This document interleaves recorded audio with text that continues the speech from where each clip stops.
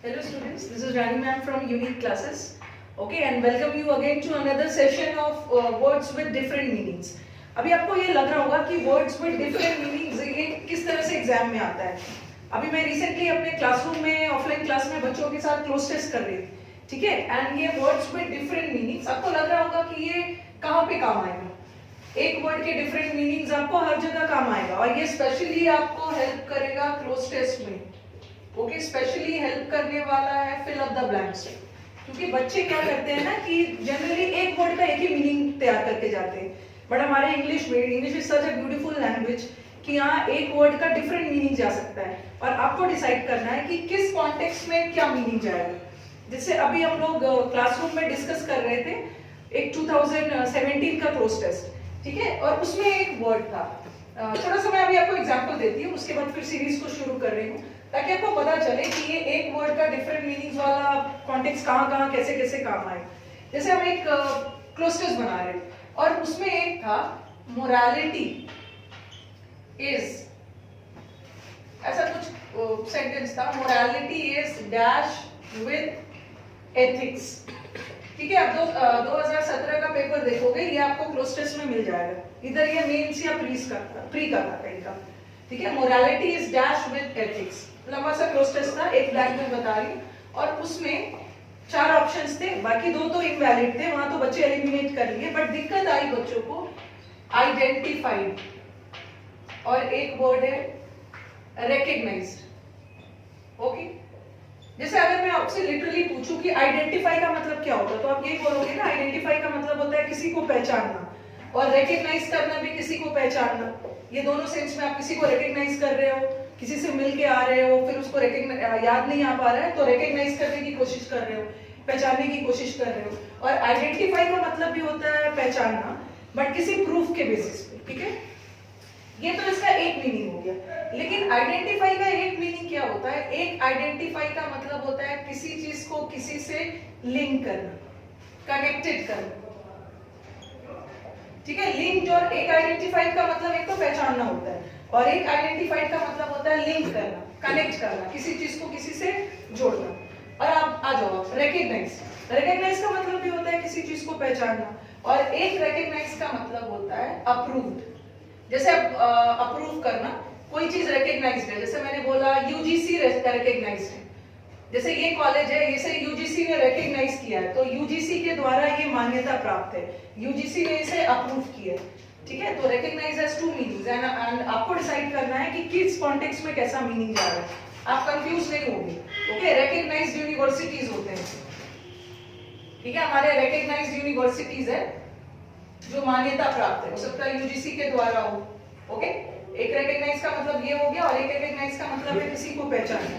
उसी तरह आइडेंटिफाई का मतलब भी 2 मतलब निकलता है. अब देखो, morality is dash with ethics. Morality मतलब नैतिकता और एथिक्स मतलब सिद्धांतवाद. सिद्धांतवादी लोग को एथिकल लोग बोलते हैं. तो यहाँ बच्चे कंफ्यूज होने लगे. बच्चे तो ये सोच के गए कि आइडेंटिफाई का मतलब होता है किसी को पहचानना, बट यहाँ आइडेंटिफाई ही करेक्ट आंसर है. ठीक है, identified is the correct answer, but किस सेंस में लिया है इन्होंने? मोरालिटी को, नैतिकता को वो जोड़ रहे हैं सिद्धांतवाद से.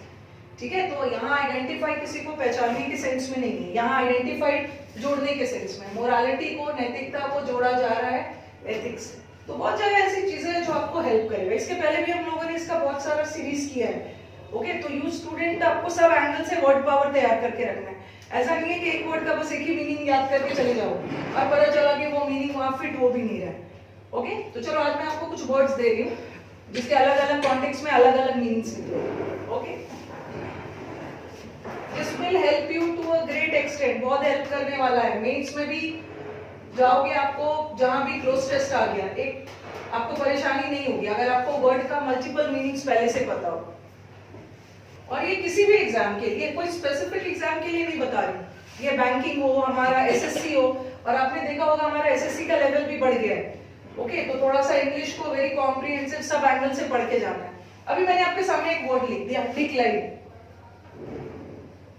ठीक है, डिक्लाइन वर्ड देख के आपको लगेगा कि एक डिक्लाइन का मतलब होता है रिजेक्ट करना, मना करना, बट डिक्लाइन का एक और मतलब होता है. डिक्लाइन का एक मतलब होता है डाउनफॉल. ठीक है, डाउनफॉल मतलब किसी चीज में गिरावट। जैसे मैं आपको इसे एक सेंटेंस बना रही हूँ, he declined, रिजेक्टेड लिख दिया, he declined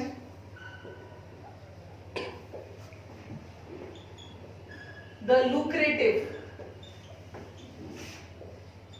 offer of his boss।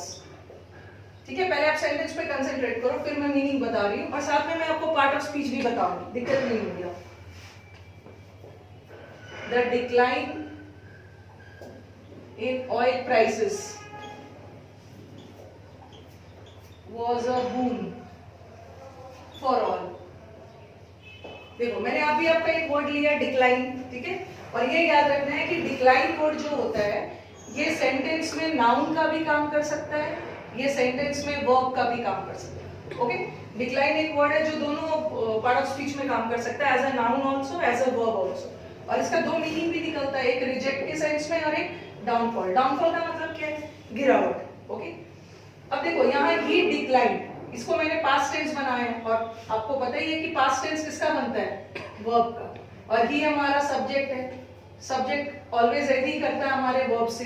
तो यहाँ डिक्लाइन को मैंने, यहाँ डिक्लाइन का मतलब क्या निकल रहा है? यहाँ डिक्लाइन का मतलब निकल रहा है रिजेक्टेड। उसने बॉस के एक्स मतलब बहुत फायदेमंद, लुक्रेटिव मतलब क्या है? प्रॉफिटेबल। उसने अपने बॉस के प्रॉफिटेबल ऑफर को रिजेक्ट कर दिया, ठुकरा दिया। तो यहाँ declined as a verb use हो रहा है और यहाँ इसका मीनिंग क्या जा रहा है? रिजेक्ट के सेंस। अब नेक्स्ट सेंटेंस में आ जाओ, the decline in oil prices. Decline in oil prices मतलब ऑयल प्राइसेस में गिरावट। यहाँ रिजेक्ट के सेंस में नहीं है, यहाँ किस सेंस में? डाउनफॉल। ओके, डाउनफॉल या डिक्रीज के सेंस में। ओके, और यहाँ मैंने डिक्लाइन को किस सेंस में लिया है? डिक्लाइन का मतलब है गिरावट, यहाँ मैंने इसको नाउन के सेंस में लिया। Okay, here decline is acting as a noun. अब देखो आर्टिकल भी लगा, एक्टिंग एज अ नाउन, जहां इसका मतलब डाउनफॉल निकल रहा है। यहाँ डिक्लाइन वर्ब के फॉर्म में है, जहां इसका मतलब रिजेक्ट के सेंस में निकल रहा है। और एक चीज और याद रखना है, सिंस अभी हमें डिक्लाइन डाउनफॉल हम डील कर रहे हैं, एक चीज और याद रखना, यहाँ एक प्रेपोजिशन का एरर भी बनता है। डिक्लाइन के साथ हमेशा कौन सा प्रेपोजिशन आता है? Decline in. बट डाउनफॉल अगर लिख रहे हो, मीनिंग तो दोनों का सेम है। Okay, both the words literally convey the same meaning, meaning तो दोनों का सेम है। डिक्लाइन के साथ इन लगाओगे और डाउनफॉल के साथ ऑफ लगाओगे। देखो कितनी सारी चीजें आपने डिक्लाइन के साथ सीख लिया, नाउन भी है, वर्ब भी है, मीनिंग भी इसका अलग है, और डिक्लाइन एंड डाउनफॉल मीनिंग तो सेम है, पर ये प्रेपोजिशन इन लेगा और ये ऑफ लेगा। ओके, अब now let us come to the next word.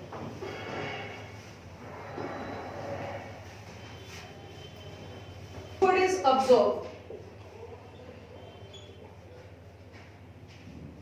ठीक है, observe also has two meanings and दोनों मीनिंग एक दूसरे से बिल्कुल अलग है। एक ऑब्जर्व का मतलब होता है फॉलो करना, ठीक है, और बच्चों की डिमांड है मैम हिंदी भी लिख दीजिए, हिंदी भी लिख रही हूँ। एक ऑब्जर्व का मतलब है पालन करना, ठीक है, और एक ऑब्जर्व का मतलब होता है ना नोटिस करना। ओके, नोटिस केयरफुली, किसी चीज को ध्यान से देखना। तो ऑब्जर्व का भी दो मतलब है। अब आप स्टूडेंट्स को डिसाइड करना है कि ये कहां पे किस सेंस में यूज करना है। ठीक है, ये सेंटेंस देखो,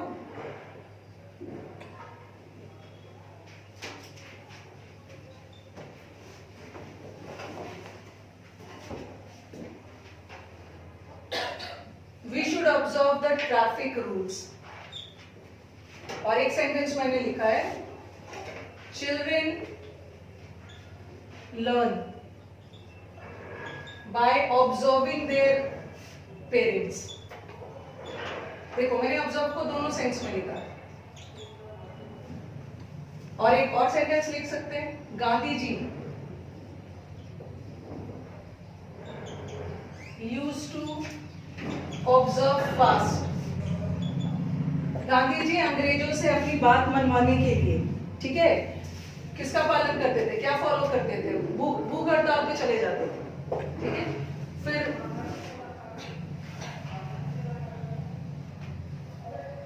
दे ऑब्जर्व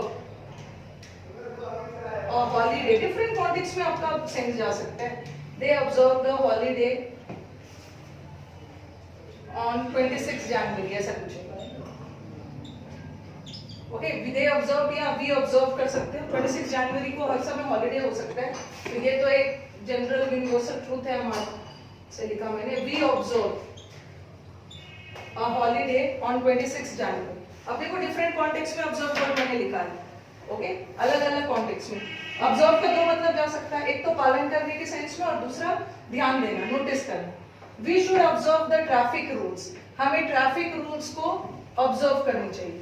ट्रैफिक रूल को ऑब्जर्व करना मतलब ट्रैफिक रूल्स को फॉलो करना चाहिए, ओके, पालन करना। Children learn by observing their parents, बच्चे अपने पेरेंट्स को देख के ऑब्जर्व करके सीखते हैं, ठीक है। तो यहाँ ऑब्जर्व किस सेंस में, नोटिस,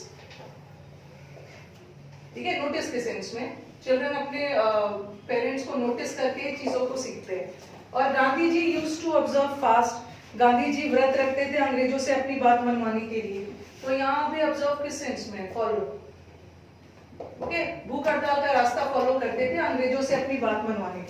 और दूसरा बी ऑब्जर्व ऑफ हॉलीडे, हम हॉलीडे फॉलो करते, ठीक है, यहाँ भी फॉलो के सेंस में। फॉलो मतलब किसी चीज को आप लंबे समय से कर रहे हैं, मतलब उसको फॉलो कर रहे हैं, ठीक है। ये तो हमारे ऑब्जर्व के डिफरेंट वर्ड्स है। डिफरेंट कॉन्टेक्स्ट में आपको ध्यान रखना है कि किस सेंस में यूज हो रहा है, ठीक है, और इसका मीनिंग क्या निकल रहा है। चलो चलते हैं थर्ड वर्ड, पार्डन, ओके।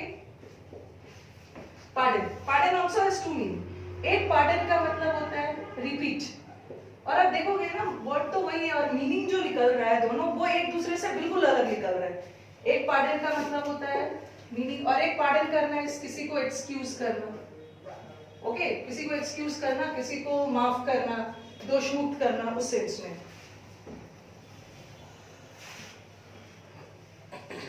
जैसे आप कभी कभी क्लास में भी टीचर कुछ बोल रहे हो और सुन नहीं पाते हो, तो आप बोलते हो ना आई बेग योर पार्डन या पार्डन प्लीज, ऐसा आप बोल सकते हो। पार्डन द आंसर, आंसर को पार्डन करिए, यहाँ किस सेंस में, रिपीट। और फिर मैंने लिखा द जज पार्डन द अक्यूज्ड, आरोपी को जज ने पार्डन कर दिया, यहाँ किस सेंस में चला गया, एक्सक्यूज के सेंस में, ठीक है। तो ये जो हमारा पार्डन है वो रिपीट के सेंस में भी जा सकता है, एक्सक्यूज के सेंस में भी जा सकता है, वो आपको डिसाइड करना है किस कॉन्टेक्स्ट में use. Then you have the word bank. अब आपको लगेगा कि छोटा सा वर्ड है ये बैंक, एक तो बैंक हमारा बैंक में पैसे जमा करते हो निकालते हो, एक हमारा बैंक फाइनेंशियल इंस्टीट्यूशन है, एक, ओके, केनरा बैंक, पीएनबी, ये सब तो एक ये वाला बैंक हो गया। और एक किसी पे बैंक करना, इसका मतलब है किसी पे डिपेंड करना। एक बैंक का मतलब होता है किसी पे डिपेंड करना, बट याद रखना है कि अगर बैंक फाइनेंशियल इंस्टीट्यूशन के लिए यूज हो रहा है तो वहां का बैंक किसका काम करेगा, नाउन का, ठीक है। बैंक एक ऐसा वर्ड है जहां एज अ बैंक यूज कर रहे हो फाइनेंशियल संस्था के रूप में, तो वहां पे नाउन का काम करेगा। और एक बैंक का मतलब है किसी पे डिपेंड करना, तो वहां आप किस सेंस में यूज करेंगे, वर्ब के सेंस में, ओके। जैसे मैंने लिख दिया I will bank on you for advice, मैं सलाह के लिए आप पे डिपेंडेंट हूं, ओके, आपकी एडवाइस के लिए आप पे डिपेंड करूंगी, ठीक है। I will bank on you, और बैंक ऑन अगर डिपेंड के सेंस में यूज है ना तो उसके साथ हमेशा क्या आएगा, ऑन आएगा। और आपको याद होगा हमने फ्रेजल वर्ब के सीरीज में और भी बहुत सारे वर्ड्स किए हैं, जैसे डिपेंड, नॉट फ्रेजल वर्ब में नहीं किया, ये मैंने फिक्स प्रीपोजिशन में किया है कि सारे बहुत सारे वर्ड्स हैं और सबका मीनिंग सेम है, प्रीपोजिशन भी सेम रहेगा। डिपेंड, डिपेंड का मतलब निर्भर होना। फिर बैंक ऑन, इसका मतलब भी निर्भर होना। इसका एक और वर्ड आता है I will count on you, count on, इसका मतलब भी है निर्भर होना। एक और वर्ड आता है फॉल बैंक ऑन, सबका मतलब होता है किसी पे डिपेंड होना, और सारे वर्ड्स अपने साथ कौन से प्रीपोजिशन लेते हैं, दैट इज ऑन, ओके। तो पार्डन का जैसा दो मतलब है वैसे बैंक का भी दो मतलब, okay. I think you people must have enjoyed the series, आगे भी सीरीज चलते रहेगा, उसके लिए परेशान नहीं होना है। या तो मैं तो आपको सेंटेंसेस दे रही हूँ, आप घर पे बैठ के इस वर्ड्स को लेकर और सारे सेंटेंसेस भी बना सकते हैं, ठीक है। तो चलो आज इस टॉपिक को यहाँ पे खत्म करते हैं, ये मानते हुए कि आगे भी हमें कंटिन्यू करना है। और अगर आपको वीडियोस पसंद आए हैं तो do like it and share it among your friends. और अभी तक चैनल को आपने सब्सक्राइब नहीं किया तो आप सब्सक्राइब करो और आपके पास बेस्ट करो, आपको लेटेस्ट वीडियोस मिलते रहेंगे। ठीक है, चलो, थैंक यू।